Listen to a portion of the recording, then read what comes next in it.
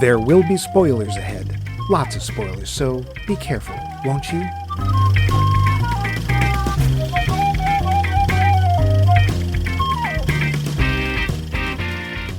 Oh, finally, I have some free time so I can just sit down and binge watch that reboot of Manimal on streaming.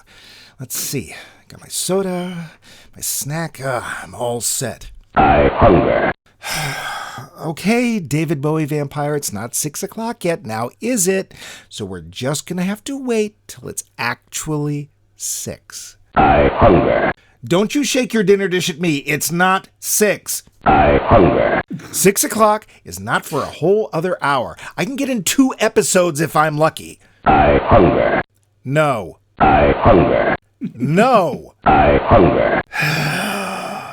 Every time I want to sit down and just watch some quality entertainment. I hunger. Fine. I'm going to get your blood, okay? Only supposed to be once every 7 days, but no, has to be here, has to be now. I'm going. Run. Oh, I'm going to run. I'm going to run right to this episode of Max Mike Movies. Oh, pardon the mess. David Bowie vampire, well, he's not quite house-trained yet. But you know who is? Our host, Max. You've really sunk to a new low. Levine. Say hello, Max. So low, so very low. And me... Run, coward, I hunger. I'm sure you do. And me, I'm just that guy sitting on the couch. Mike, I wrote this at the last second loose. We're in the midst of our series, I Want to Watch Your Film, where we look at offbeat vampire films, and this week it is indeed David Bowie and Catherine Deneuve in 1983's The Hunger. This movie was brought up by a lot of folks in a poll question a couple episodes back, and as neither of us had seen it, we thought, why not? Speaking of poll questions, let's get to that. Poll question. The question on everyone's lips last week was, what overlooked folkloric monster is most deserving of its own movie? You pulled up a really diverse list, and I have no idea why I'm talking like this. So let's start off with I'm going to put Beaker in the milk. Let's start off with our old pal, Dave.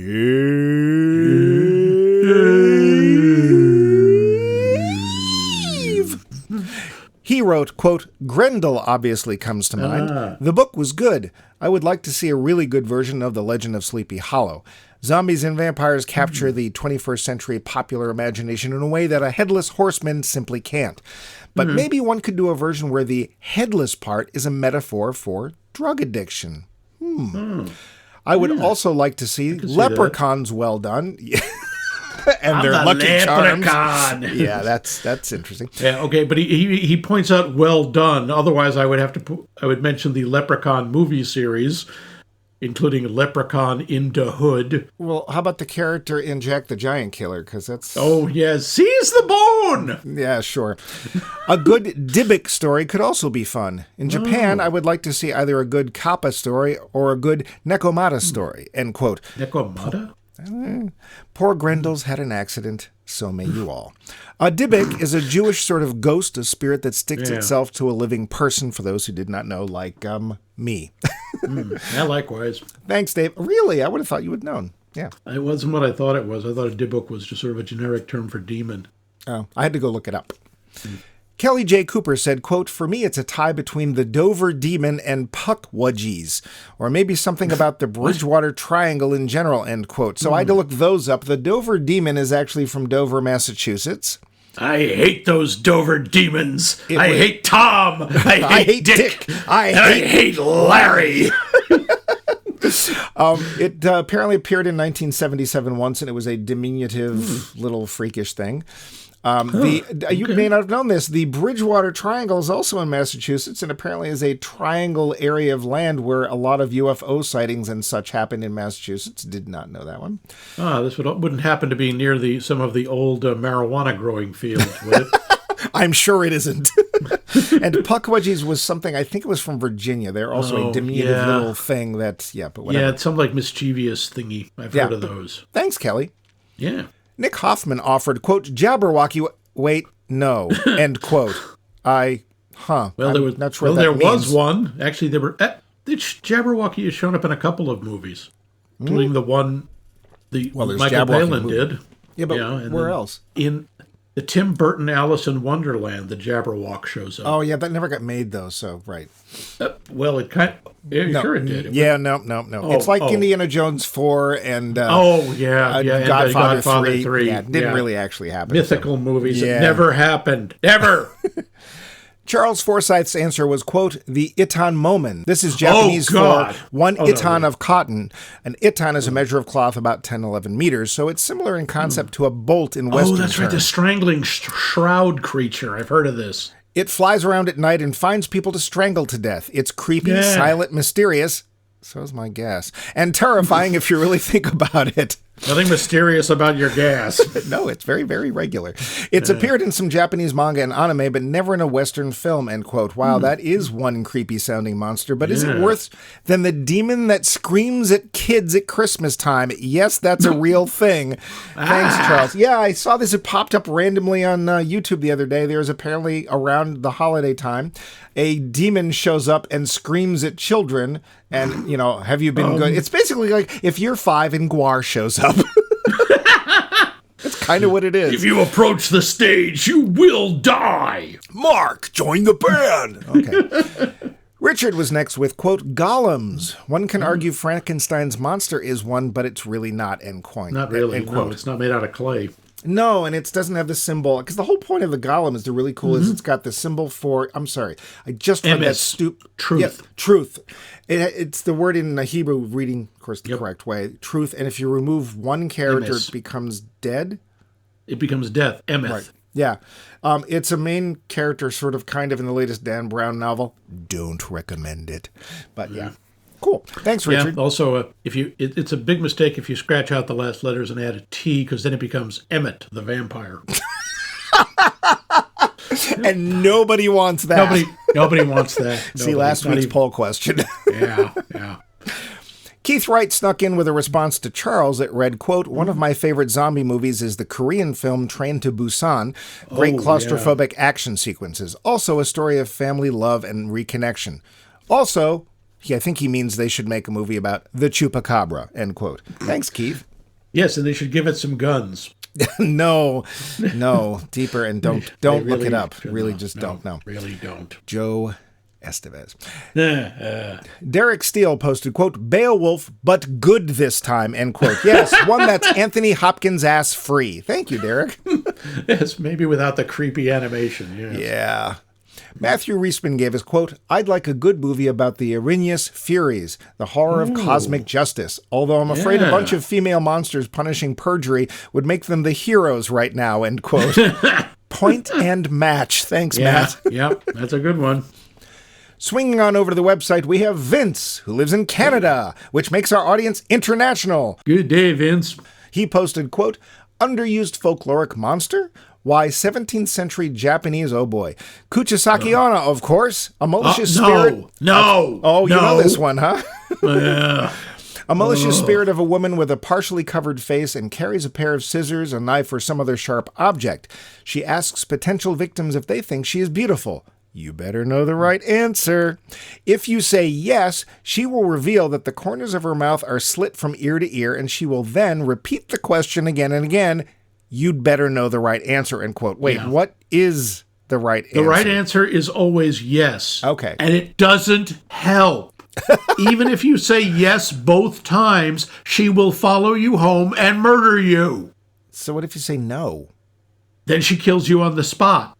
I think the right answer is no. Yeah, I think so. See, now the modern version, of course, would be a spirit who would walk up and say, does this make my ass look big? Okay, sure. Do I make you horny, baby? Okay. Baby. There you go. Thanks, Vince. The mailbag seems full of what? Why, a missive from our pal Bill O'Lading. Bill O'Lading. Fine top of the morning to you. Thank you. I appreciate He's not Irish. Actually, I think he is. With that last name? Really? You'd think French, I know. You know it's not his real name. Please tell me you know it's not his real name. Okay, good. I know Bill O'Lading isn't his real name. No. But yeah, I know his other real name, which does not sound Irish. No, because that's not his real name. You don't actually know his real name. I know his real name. You do not. But for all intents and purposes, his name is Bill. Anyway, he sent us, quote, I was going to say the Loch Ness Monster. However, checking IMDb, who does that? There's a host of films wherein Nessie stars. None seem to have lingered in the cultural zeitgeist, except possibly Scooby-Doo and the Loch Ness Monster 2004, but I digress. No, Nessie. I still hold out hope that she makes an appearance on the television series Outlander, though. What? You can have a television show premised on time traveling across centuries through druid stones, but you cannot have Nessie farting around in the background? Philistines! Absolutely. Yeah. I thought for a bit and said to myself, this is true, how about a film about Homer's Odyssey? Have we had one of those? I Googled it because I'm a millennial, and lo and behold, Chris Nolan is directing this very epic set to be released in 2026. Host note, there was also the 1954 Kirk Douglas movie Ulysses. Now, back to Bill. There was also a miniseries in the 90s. But this is Max Mike Movies, not Max Mike True, miniseries. true. Ooh. What if we did that as a series idea? Max Mike miniseries? That might be interesting. Yeah. Yeah, okay. Yeah. Let us know if you think that'd be interesting. Yeah. Anyway, back to Bill. Quote, Matt Damon as Odysseus, Tom Holland, Anne Hathaway, and all the great and terrible creepy crawlies of the Mediterranean. I hope he doesn't include those actresses that, but anyway. I cannot wait to see the terrible Cyclops, the worshipful Lotus Eaters, the cannibalistic, oh dear gods, Laestrygonians, Laestrygonians, yep. Is that right? Close. Okay. Yep. The conniving Circe, especially cannot wait to see the special effects turning the crew into swine, and the bewitching sirens. As a gay man, I'm immune. Ha ha ha, that's his words. A word of caution, the story will not make sense at all without the gods playing a major role. Case in point, Troy, 2004, which left the gods as impotent figments. Homer makes no sense at all if the gods are not real and active in the affairs of men. Troy rendered the siege upon Troy boring. No small feat. And who should quite a trick. And who should play Zeus? My vote? Jimmy Kimmel. End quote. What? Ah, yes, Jimmy Kimmel, everyone's favorite overlooked folkloric monster. Yeah, very patriarchal and wise appearing Jimmy Kimmel. Jimmy Kimmel. Okay. Bill, I think you might be off base on that one. Yeah, a little bit too much at top of the morning. Anyway, thanks, Bill. Yeah. Lastly, hold on to your bon mots. It's time for another episode of Max and Doris. So, here's an entry on our hotline. Yes. Down, Max. Never. Down, boy, down.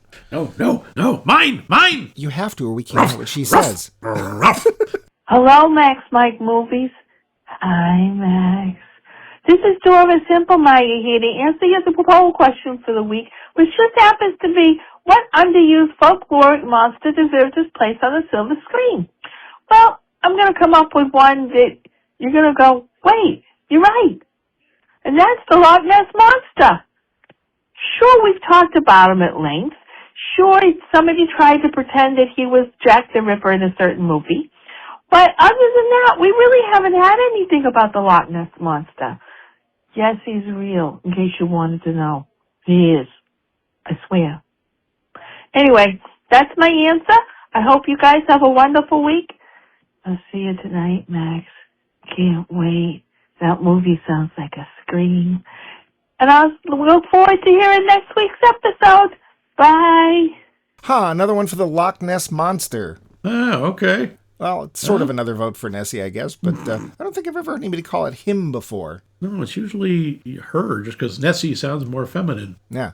But I can attest that, unfortunately, there is no Loch Ness Monster. I once stood on the shores of the loch and pitched rocks into it for hours. Max was there.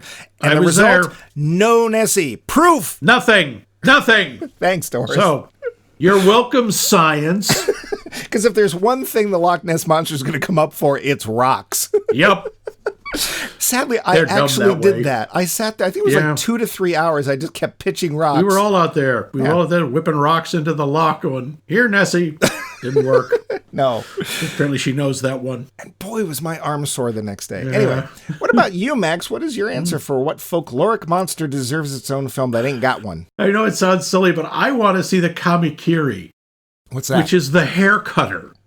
It is a spirit that flies through the air, sneaks up on people, and cuts their hair off. Do you mean like Lovey Howell from that episode of Gilligan's Island with the mosquitoes? You need a haircut.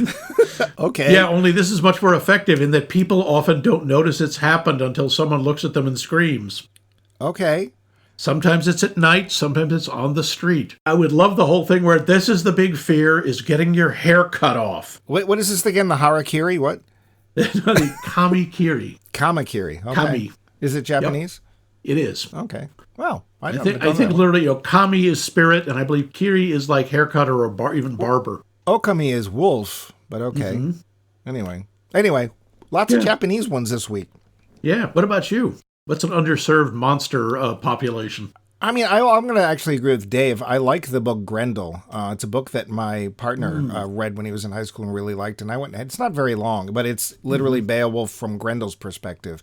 And that quote is just this wonderfully underplayed quote when he has his arm cut off, I think. And he literally says, poor Grendel's had an accident, so may you all. And of course, then they have to deal with Grendel's mom. Grendel's mom. So, yeah. But thanks tons for your answers. We love them all. Yes, so how about some more? Answer, please. Are you a fan of vampires? And if so, why? And if not, why not? Let us know. You'll get quoted on the show and get scads and scads of bumpy bucks. Cryptocurrency is all the rage right now, so why not back one that declares it's totally fake right from the outset? Bumpy bucks. Yep. They're made from virtual oats. And other things. 100% reality free. Yeah, and they will always be so. I promise. But right now, we've got to get to the facts. So this is the 1983 film The Hunger with David Bowie, not the TV series from 1997 that had Bowie introducing tales of horror, just so we're clear. Yeah. Budget, $10 million. Take. Well, we have some contradictory info here. On one hand, we have an estimated $6 million. On the other, it was $12.3 million. So, not a success. Yeah. No. I see what you did there. I guess. I promise. Jolly that is the good. Last time I will do that this episode. Thank you. Yes, David Bowie is actually playing the cello in those scenes because, of course, he is. Oh, yeah. Sure. Oh, it's a musical instrument. Very well. I'll master it immediately. I think it took only a few weeks, but, weeks. It's David Bowie. And as soon as I saw him playing, it's like, I just bet he learned it for this. I know he's really playing because it's David Bowie. Wow, that is dedication. Seems the costume designer Milena Canonero was just not happy with the handkerchief Bowie was to wear. Unable to find one in London, she just hopped a plane to Rome without telling anyone on her own dime and bought the material there. Good God, that's either dedication or obsession. Yeah, well, speaking of dedication, to make his voice sound all raspy as his character aged, Bowie would go outside the night before filming those scenes and scream out every punk song he knew. Which was probably all of them. Quite honestly, I would love to have been there just listening. That would have been awesome. Oh, God, that would be amazing. If only someone had a tape recorder. I will say, of all the big rock and roll stars, he's the one I did see in concert once. Wow. Yeah. Cool. That opening band? Bauhaus, who was discovered by director Tony Scott in a London nightclub. Speaking of Tony Scott, this was his feature film debut as director. Wonder if he learned anything from Brother Ridley. We will come back to that. And what did Bowie think of this movie after he made it? Quote, I must say there's nothing that looks like it on the market, but I'm a bit worried that it's just perversely bloody at some points, end quote. And what about Susan Sarandon? Seems she had some problems with the ending, which we will get back to. She said, quote, the thing that made the film interesting to me was the question of, would you want to live forever if you were an addict? But as the film progressed, the powers that be rewrote the ending and decided that I wouldn't die. So what was the point? All the rules that we'd spent the entire film delineating, that Miriam lived forever and was indestructible, and all the people that she transformed eventually died, and that I killed myself rather than be an addict, were ignored. Suddenly, I was kind of living, she was kind of half dying, nobody knew what was going on, and I thought that was a shame, end quote. Oh, studio execs. Yeah. And we will be coming back to that. But the chart says... Yeah. You know what's missing from this movie? Well, a lot of things, but one of them is the word vampire. Not mentioned once. It's like Only Lovers Left Alive. No. Nobody says the V word. Yeah. We've asked this many, many, many times, but when is New York not New York? Why? When it's London, jolly old chap. Excuse me, I am walking here. Now, to be fair, all the exterior stuff was New York. It was anything else was all London, jolly old chap. So age is a big question in this movie. Like, how old is Miriam Blaylock supposed to be? Though not actually stated, it's 6,000 years, 300 of which were spent with David Bowie / Jonathan.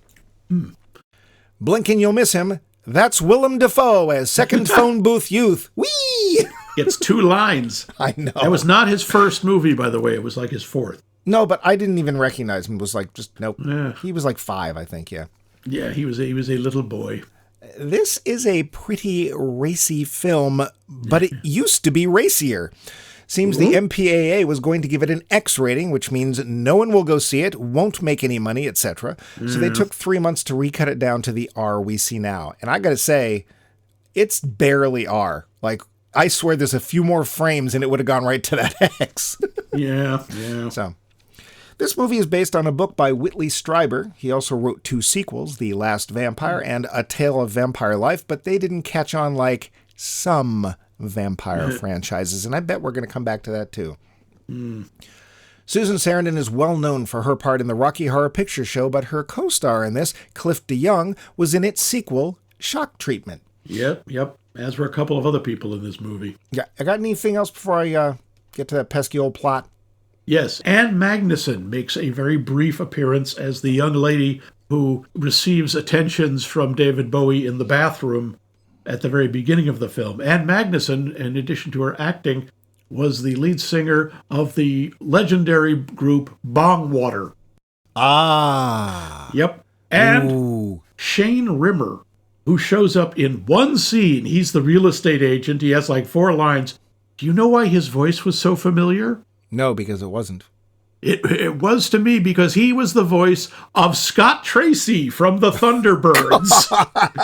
Yep. Thunderbirds are slow. Yep. No more pink films. Yeah, okay. Wow. Yeah. Didn't place it, but cool. So let's get to that pesky plot. Yeah. It's the 80s. Oh boy, is it the 80s. But that cool new wave goth 80s. Yeah, it's not like a Lost Boys 80s. No. We're in New York. Sorta. And vampires Catherine Deneuve and David Bowie are prowling the nightclubs for tasty snacks. Finding a couple of live ones, they bring them back to their rad brownstone and feast, disposing of the bodies in their convenient basement incinerator. But it seems all is not well with Bowie Vamp. He started aging, which is, like, totally bogus because, like, vampires aren't supposed to age. A chance viewing of a local TV show interview with Dr. Susan Sarandon seems like it might be a clue to how to help Bowie. She's researching progeria, the rapid aging disease. First, Catherine goes to see Sarandon at a book signing and is obviously interested. Then Bowie goes to her office to try and get help, but she blows him off while he visibly ages while waiting for her. She doesn't see him, he leaves, angered. Once symptoms arrive, the disease is very rapid, aging Bowie decades in a few days. He pleads for Catherine to end his suffering, but see, this vampire thing is forever, dear. Here, lie in this nice box where you'll never actually die. Love you, kiss, kiss.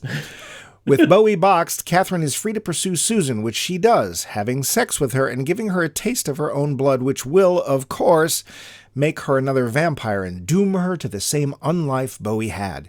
Susan goes nearly mad, realizing she can't eat normal food, and slinks back to Catherine's place. Catherine gets her a nice gigolo to eat, but then Susan's boyfriend comes looking for him and becomes snack number 2. Just when everything seems like it's going to go Catherine's way, Susan tries to take her own life and end the unlife before it begins. But it seems all those coffins in the attic aren't quite down with this. The zombie remains of all of Catherine's lovers stage a revolt, toss her down 4 flights of stairs, which causes her to get sudden onset progeria, and then set them all free. This ends Catherine's reign of terror. Except Susan actually survives, moves to London, has a nice couple over for a snack at the end. The film. Yeah. So Max, I know we forgot about the little. I didn't know. There's too much. No. These things go on too long. There's other characters and stuff, but okay. Besides, I want to discuss the impact of that. So yeah. So you'd never seen this, right? Nope, I'd heard about it for years. I just never got around to seeing it. People were all telling me, oh, it's so creepy and weird. Is that why you didn't see it? That, and it was only showing places for about 5 minutes. Well, yeah, but there's always been video and DVD and stuff. I don't know why. I think I was just sort of put off by people's description of it. But David Bowie. Yeah, David Bowie. And David Bowie's cool. And Susan Sarandon is gorgeous in this. She is. And Catherine Deneuve is a friggin' goddess. Well, and let's go ahead and get started with the cast. Yeah, let's get the cast. So Catherine Deneuve as Miriam Blaylock.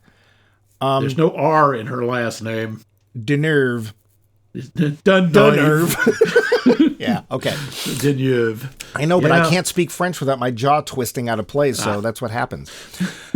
So I got to say, while she doesn't have a lot of lines, she is the slinkiest, velvetiest vampire. Ooh. And I understand why people picked her a lot in the question last week. Yeah, or the week before, actually. She is like the physical manifestation of a purr. Yeah. What a good description. Thank you. And there's one scene in particular where she first sees Susan Sarandon and she doesn't say anything. But just suddenly Susan Sarandon looks up at her and you can it was a really great way of portraying that vampire charisma, or riz, as the kids are saying it today, for reasons I don't understand. Yes. Stuff and risens. Yeah. I love those little grape shrinkly things. Those are great. Ooh, those are good, yeah. No, she's perfect. Now she is very cool. She's exactly what a vampire should be like. If you were casting this today, somebody I might choose is Janelle Monáe. I think Janelle Monáe would be wonderful in this part. Just sort of. You don't think she's too young? No. Because the idea is that she got to be changed in. Of course, I think Janelle Monáe is probably close to 40 by now. But she would slink around, and quite honestly, she looks more likely to have been in Egypt than Catherine Deneuve. True. True. That's neither here nor there. David Bowie sucked. You said you weren't going to do that. Sort of. Lie.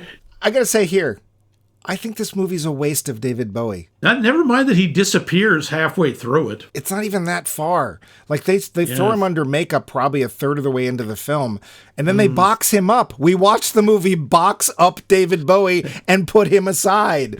Admittedly, I'm sitting there going now. Where can I buy David Bowie in a box, or Boxo Bowie? I know.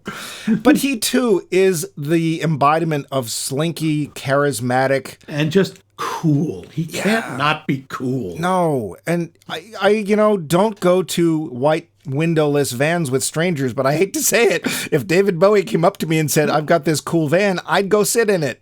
Yeah. He is kind of irresistible, but they do nothing. They do almost nothing with him. Yeah. Susan Sarandon, the scene, I'm a gay man, so lesbian sex does not interest me. But if you put Catherine Deneuve and Susan Sarandon, or their stand-ins, because mostly that's what it was, in bed with each other, I don't think it's easy to look away. I mean, wow. Speaking as a straight man, no, it's not. Did you have moments with that? I had a moment or two. I mean, it's not... And it's not just when they're in bed naked, even when they're standing close to each other. It's so odd because I'm going, they have more chemistry than Deneuve and Bowie have. Which is hard to do. Yeah. She's really good. And I think she does a really good job of I am so intrigued by this, but I'm also so freaked out and terrified by it. Apparently, Susan Sarandon, very straight, but even she said, you're standing next to Catherine Deneuve, who wouldn't be interested. Sure. Yeah. And the thing is that this film is meant to be a lot about the sensuality. So even though there are some very, very steamy scenes, I never once felt that they were gratuitous. I think it was sort of, part of it. They were steamy. They were very, very steamy. And obviously Susan Sarandon and Catherine Deneuve threw themselves into it. So good for them. Cliff DeYoung is Tom Haver. The boyfriend you want to slap. You do. You just want to slap him. This guy, he was a musician first. He was the lead singer of Clear Light. Clear Light, 1960s rock band. I have a Clear Light album. They played with the Doors and Hendrix and Janis Joplin. They were a big friggin' deal. He also played Brad Majors, asshole in the shock treatment. Yeah, which I saw once and is all it really... Kind of disappointing, I Some of the music's good in that, but it was very felt much like what else can I do that will get me lots of attention? I'll do the same thing with TV, and it's like, I didn't think it worked. He's fine. The problem with him as the character is the character's actually right. Yeah. The thing is, you just don't like him. About it. Yeah. So he's very male, he's toxic, fine. blah, blah, blah.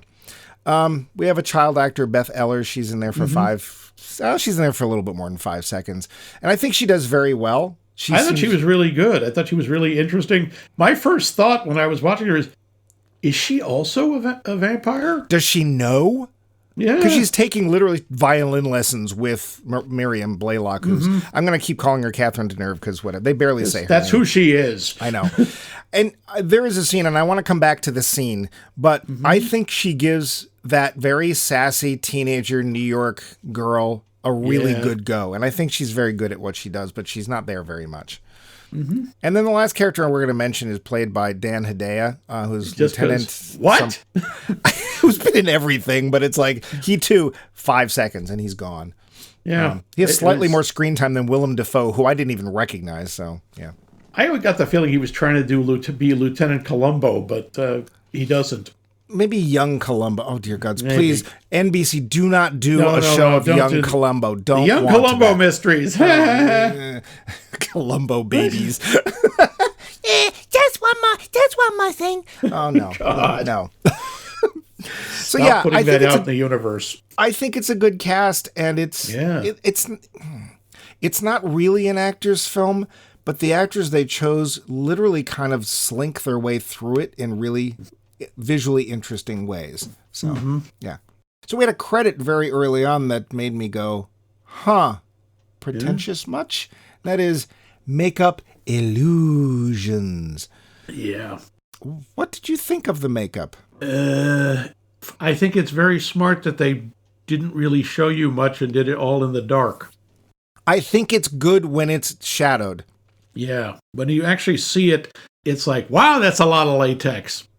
There's a couple of scenes where especially Bowie gets dragged into the... Well, there's never any sunlight in this film, which is how we know it's not New York. It's very cloudy and overcast.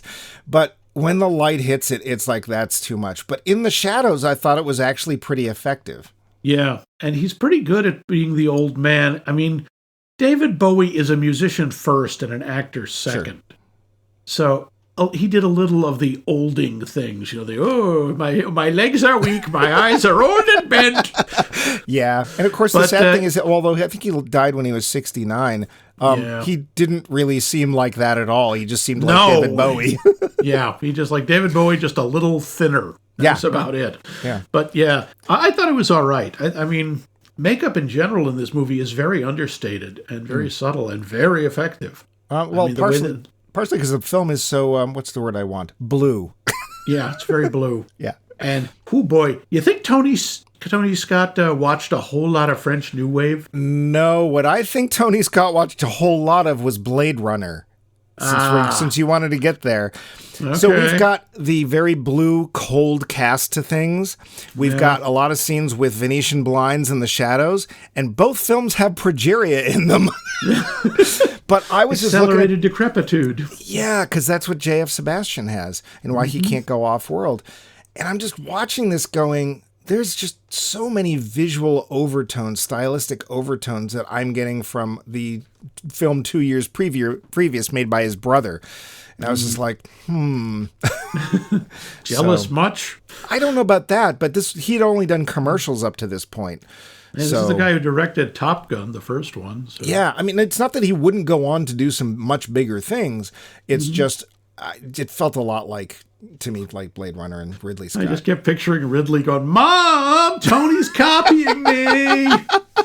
I'm sure that's how it went. Totally sure. Yep, Perfect impersonation of Ridley Scott. Thank you. That was historically flawless. This film is also, as I said, very 80s. It is very new wave 80s. I got to say, though, that the 80s was also a time when an indie film might actually get seen. Yeah. It was the rise of the indies, really. I mean, that was when They stopped calling them art house films Yeah. and making it sound like they were for just a very limited, pretentious audience. And now it's just like, no, these are movies that aren't part of the studio system and aren't owned by the man. Yeah, which man, I don't know. But I don't know. I think it was Bob. I mean, it's hard to remember, but Terminator was basically an independent film done through Carol Co. And it cost next to nothing. And it, at that point, starred Schwarzenegger, who wasn't that big a deal. And otherwise, nobody else that people had heard of. And quite honestly, some of the initial special effects in that film are, shall we say, not great. But it was the story. It was a really good story. It's a terrific story and really good and great performances. Yeah. And the 80s allowed you to do stuff like that. And these films would still show up in regular theaters, not just these little side experimental theaters. Time. So, we talked about that in our 80s series. 90s. Or 90s. Well, we also, didn't we have a series on one year in the 80s? I think we picked 1 year, but that's what I mean. Yeah. I miss that. I miss everything having to be this giant, not having to be this giant, huge budgeted thing that if it doesn't make $3 billion in 10 seconds, it's a failure. It's a failure, yeah. Yeah, so, but. No, I got to ask you, what did you think about the vampire lore in this? Oh, you want to go there now? Okay. Yes. So, real quick, some of the things that they play with here is that they don't do a lot of the things that we're used to. So we don't have coffins that they sleep in. They sleep in Beds. bed. So I'd say sunlight very scary. I'd say sunlight is okay, but we never actually have any. It's always have no idea. overcast. Yeah. So that's sort of an iffy thing. Mirrors are not a thing, and there's no fangs. No fangs. They don't bite. That's not how they open the wound. They carry these little hidden knives in the ankh they wear around their neck. Ankh. You know, I didn't really mind it because they added some things that were really interesting. And the idea of the blood, I mean, obviously that's how vampires make other vampires. That's been around. But when Susan Sarandon's been bitten, she's a doctor and things are weird. So she has a blood test. And one of her technicians basically says, there's 2 types of bloods in you and they're fighting each other. And she says, well, which one's winning? And the guy just sort of looks at her like, And I thought that was interesting. And I also thought the idea of, oh, if you weren't an original vampire, whatever caused that, because they never talk about it, there's a bloodborne disease, and since that's your thing, it's eventually going to affect you. And I was like, yeah, you're playing fast and loose, but you're also adding something I've never seen before that I kind of liked. What did you think? I thought it was interesting. I especially thought the idea that vampires cannot die at all. They never say like, oh yeah, you stake through the heart, you're to blame because you give love a bad name. They just... Still talk about sunlight. Although it turns out she's wrong, because when she is reduced, all of her zombie lovers crumble and disappear. Except one, but let's come back to the ending. Yeah.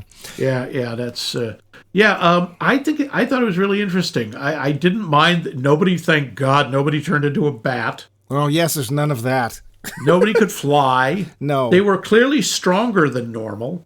But not like that was tons. About it. Yeah, it wasn't like they could juggle cars or some such.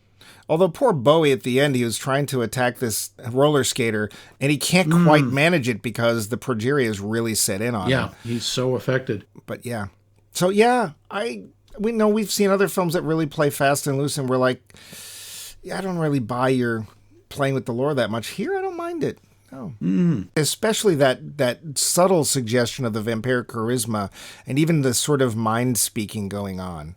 Yeah, there's a little of that because occasionally Miriam uses this strange vampire power on Dr. Roberts, Susan Sarandon, which is, of course, we all know from Bram Stoker, making you think you hear the phone ring. Ooh. I thought that was part of the well-known vampiric power, vampiric streaming. No, this is specific to telephones. Sure. Yeah, but she also, I think there's one point she's playing music, and you get the impression that Susan Sarandon's kind of overhearing that and wonder where it's coming from, too. There's a certain amount of the mind bond thing going on, but it's very abstract, and we don't really know. Yeah. I will warn people, if you haven't seen this film, I'm going to say maybe 5 minutes in, and the film's like, all right, let's get to the sex. Yeah. Yep. Come on. Get your shirts off. Here we go. Yeah. And this film in times is very, very steamy, as we talked about a little bit before. And it's not gratuitous. It feels very much like this is what they live for. It's pretty much organic with the story. And I don't think it's particularly exploitative. He's really trying for an arty feel. Do you think he achieves it? Sometimes. I don't know about like the sex in the bathroom. That's hard to make that kind of artistic.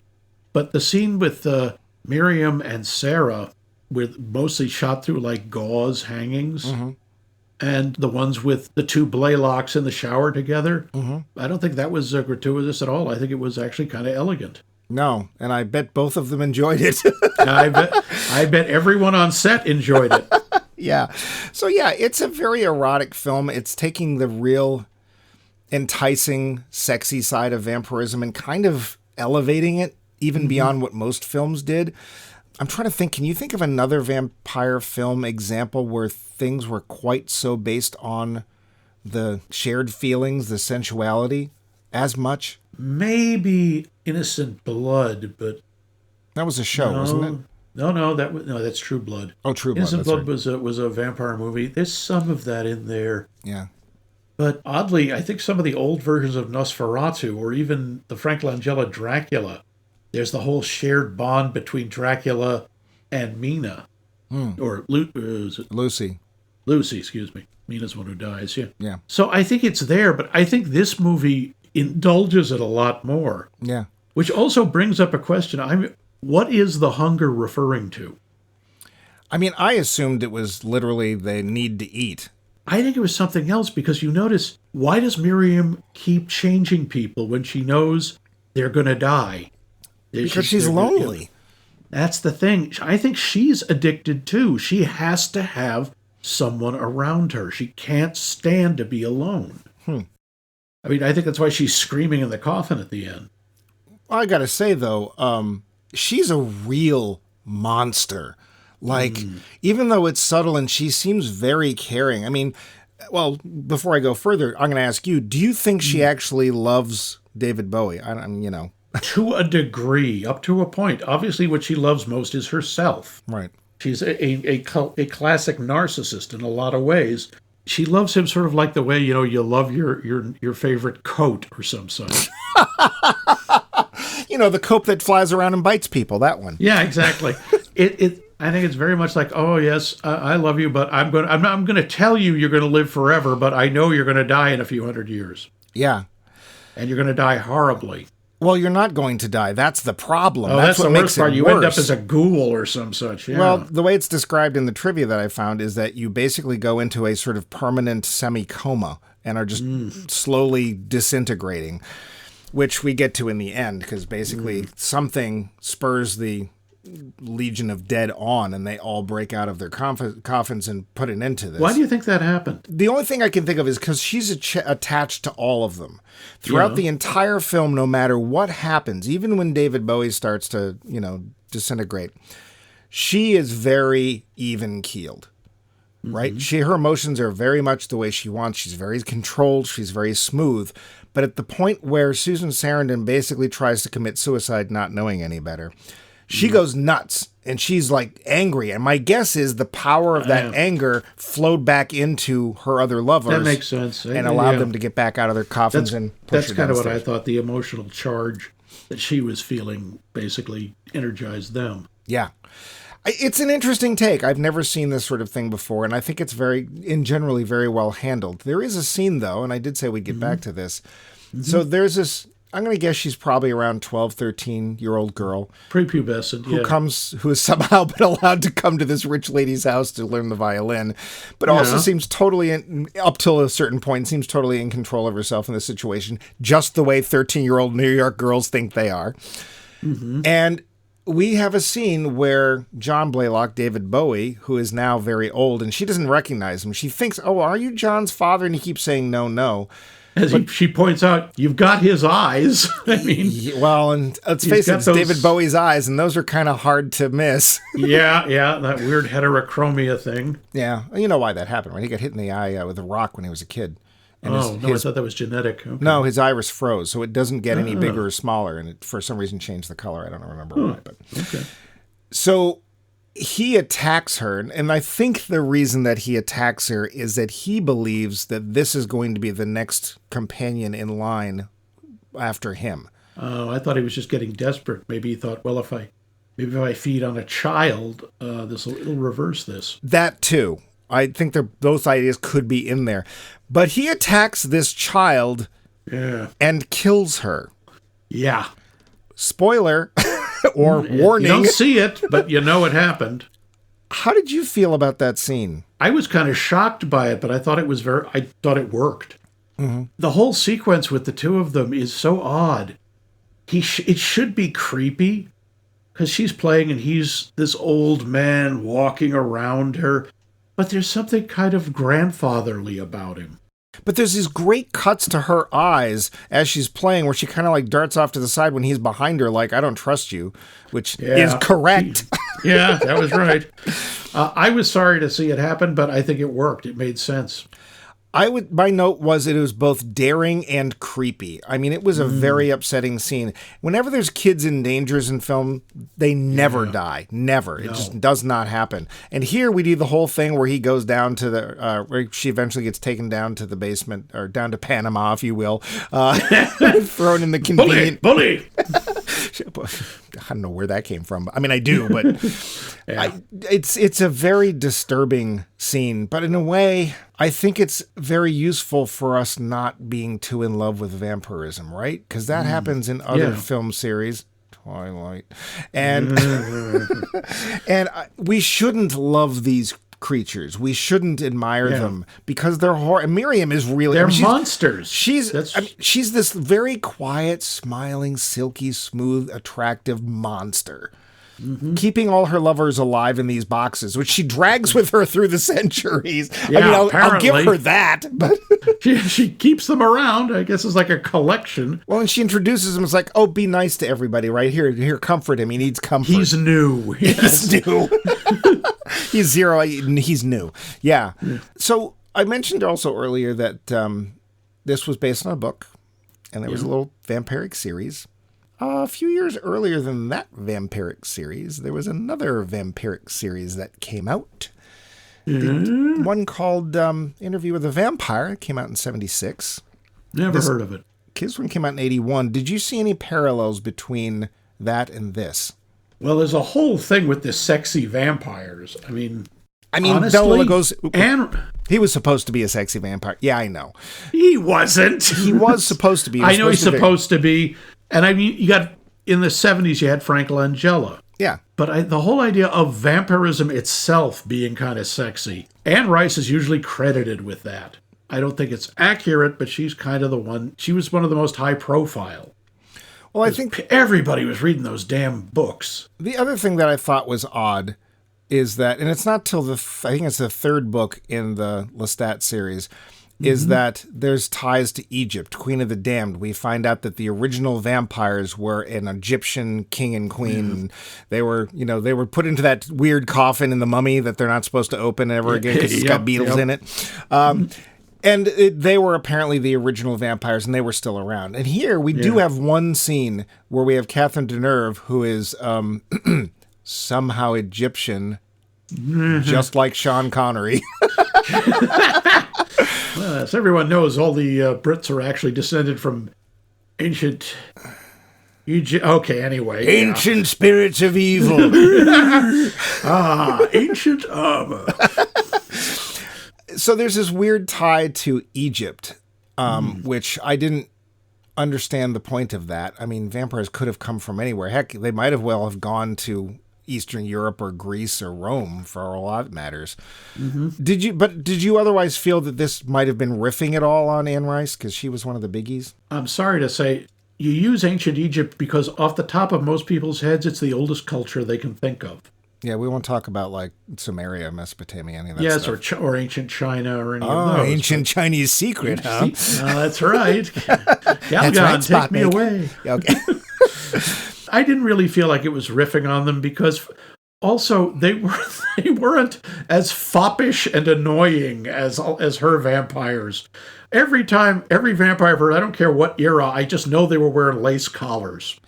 I suppose, but I always picture Louis as just this moaning, moping emo guy. And this is like, you know, that's why I like, at least, I think it's in the book where basically Lestat finally just shows up and slaps him and says, just stop it. Stop moaning. I'm tired of listening to you moan.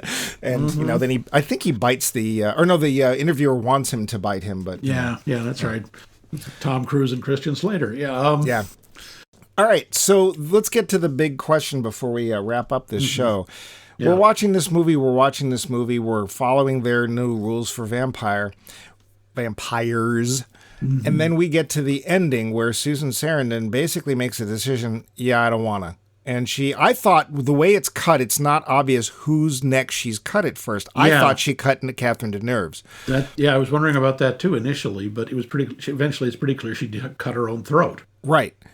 And then basically that causes the anger, that causes Catherine Deneuve to get excited. All the zombies show up. They throw her down 4 flights of stairs. To be fair, she goes down the middle, but whatever. Yeah. And apparently, if you ever get a very sharp impact, you develop progeria, but whatever. I don't care. Maybe it's an injury thing. Maybe it's like death becomes her. It's like, you're immortal. Just don't ever get an injury because... And then everybody starts to crumble, which is cool. And I'm like, oh, that's an interesting way to end the... we're not done. What did you think of the very ending? I thought it felt tacked on. I honestly thought, like, are you hinting for a sequel? That's why they did it. They were hoping, because there's books, they were hoping to do sequels. It was... I mean, I can talk my way around it, because those guys that crumbled, they were already in that state. They were hyper-aged. They couldn't take the loss of Miriam. Sarah had just been turned, literally within days. She was still at full strength. And maybe... I kind of like the idea that without Miriam, like Miriam might have been slowly feeding on them all this time. That's why they ended up dying. Without her, she becomes the new Miriam.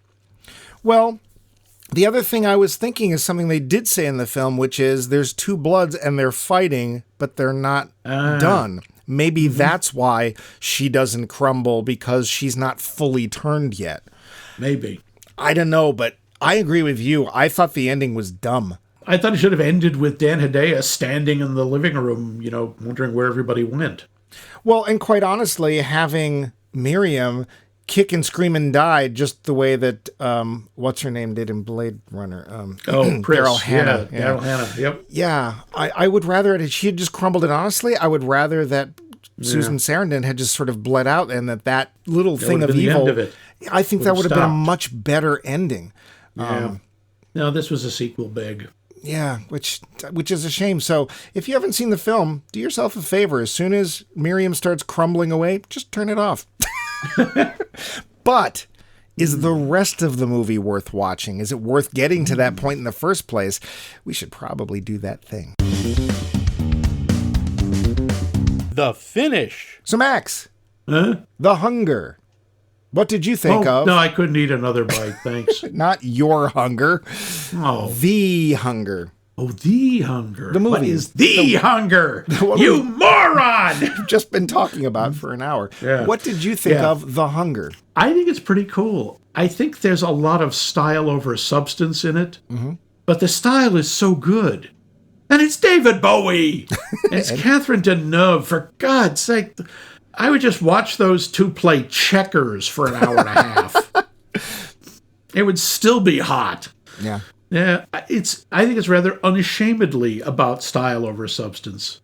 Which, quite honestly, it's the 80s. That was kind of the theme. That was the decade. Yeah, pretty much. I thought it worked. It's, again, you have to be in the right mood. This is, again, for modern audiences, this would be a little hard, because it is languidly paced. Yeah, but were you ever disinterested or bored? Nope. I always wanted to see what was coming next. Still don't get all the stuff with the monkeys.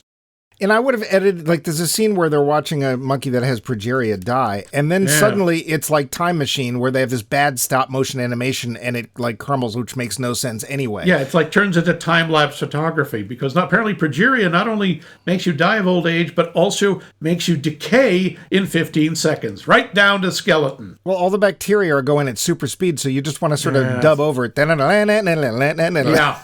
Yeah, that was a little silly. That little scene where with the stop motion, I would totally have cut out. Didn't work, didn't make sense. The rest of it was all right. Yeah. Any stuff with monkeys makes me uptight. I don't... So, yeah, well, they're just too close to us and stuff. And it's like, I don't like seeing people do stuff to animals at all. Yeah, but monkeys is always the watch. worst. Like the animal, when the monkey goes down in Andromeda Strain, I had to look up. It's like, please tell me that there was somebody on set. They actually didn't hurt the monkey. They didn't hurt the monkey. Nope, they did not shock the monkey. No. Yeah, I'm going to say yes to all of your stuff. I know you haven't asked me yet, but that's fine. I get it. That's what did you? Yeah, I figured you'd jump in. But what did you think of it? So you liked it also? I did like it. I think it is a. If you weren't horny before you saw this film, you're going to be in the middle. And I don't care. There was almost nothing for me. There's a couple of brief scenes of David Bowie in the shower, and that one guy you see his chest, I guess. It's mostly if you're a lesbian or if you're someone who just likes to look at beautiful women, I think you're going to be way more excited. Oh, but yeah. it was There's still nobody like that. Nobody like that. There's points where I'm kind of looking away because I'm embarrassed. I mean, I'm not a prude, but I live near one. Prude adjacent. Yeah. So it's very effective at that aspect of vampirism, the whole enticing the person in and enclosing them in your network or whatever, your, in this case, condition. I think the ending is terrible. And it just another example of studio execs not knowing what the heck they're doing and to keep their big fat noses out of it. Yeah. It may be Tony's first film, but I think he did a really good job. Even if it's very reminiscent of one of his brother's films, I still think it was very stylish. It was very cool and very steamy. So, yeah, if you haven't seen it and you like vampires, and by all means, go take a look. Yeah, definitely. But the other thing you should do is you should take a look at our poll question. Look. It's very easy this week. Are you a fan of vampires? And if you are, why? Why do you like vampires? If you're not, why don't you like vampires? And to tell us, you can answer in many, many ways. One of them is to just email us directly at us@maxmikemovies.com. We can go to our website where we have lots and lots of episodes you can listen to. Use the search function if you're wondering, hey, did those guys cover that movie? Probably. And there it's maxmikemovies.com, and you can also give us ideas for series or movies you think should be part of series, or give us feedback, whatever you'd like. You can find us on pretty much every podcast app that will ever be created because they get their content for free. Why should they ask? And we are, of course, Max Mike Movies. We are on social media. We are on Facebook. We are on Bluesky, and we are on Mastodon. Max Mike Movies Big Surprise. And last but not least, we have our hotline, which we love you to call and leave messages on so that we can quote you on the show. And that, of course, is area code 617-398-7266. The number again, 617-398-7266. But when you call, be sure to tell us what you're wearing. Slowly. No. In detail. No.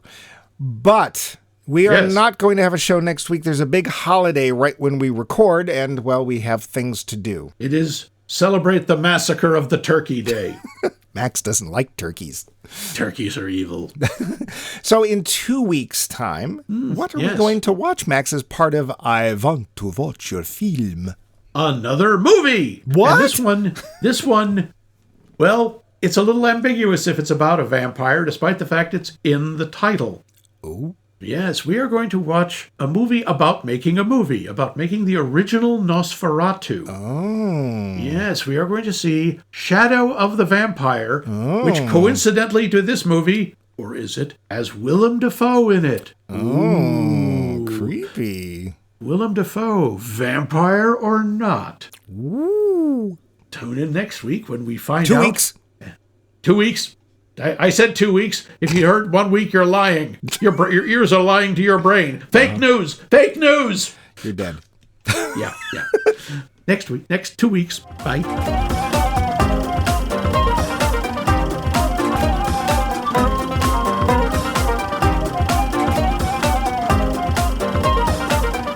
This has been a co-production of The Voice of Max and The Movie Wrench.